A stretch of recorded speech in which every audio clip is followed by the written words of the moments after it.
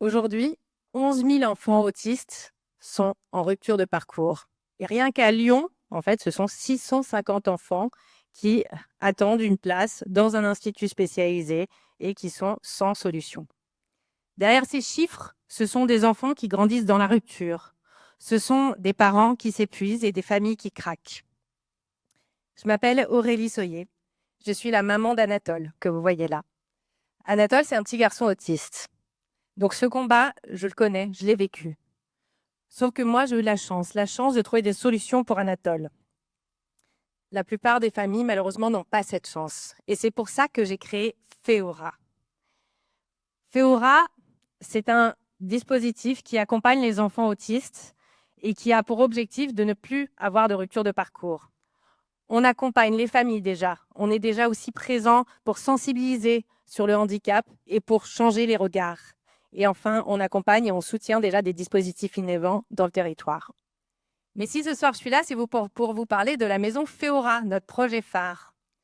La maison Féora, c'est un lieu unique, un tiers-lieu qui va accueillir de nombreuses choses sous un même toit.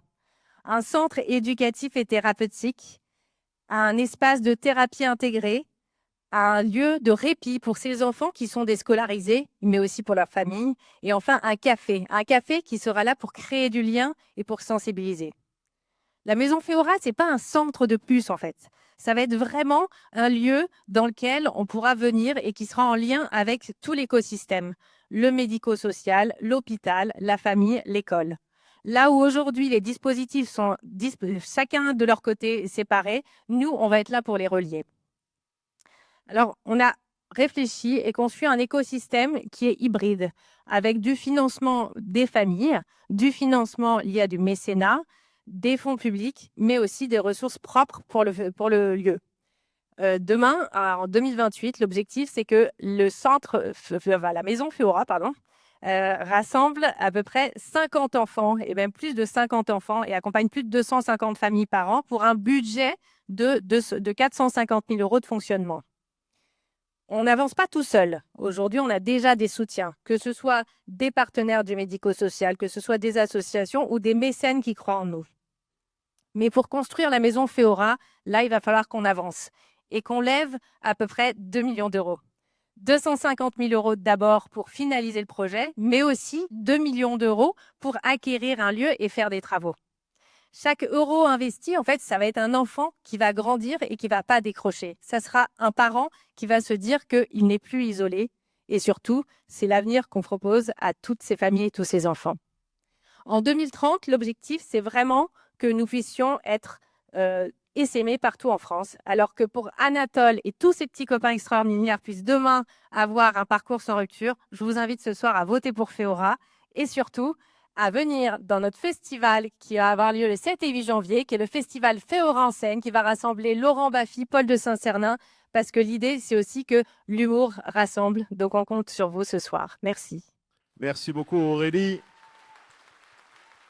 Notre jury face à nous. Adrien, vous avez le micro. Cher jury, il vous reste maintenant 1 minute 15 de questions-réponses.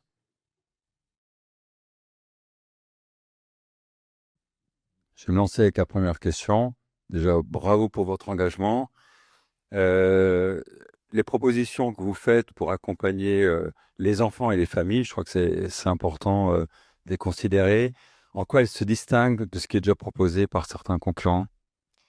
Alors en fait, aujourd'hui, il n'y a pas de concurrents. Il y a des associations qui accompagnent certaines familles. Il y a tout ce qui est médico-social et on n'est pas en concurrence avec eux parce que eux, en fait, sont déjà débordés en fait. Ils ne peuvent pas accueillir tous les enfants.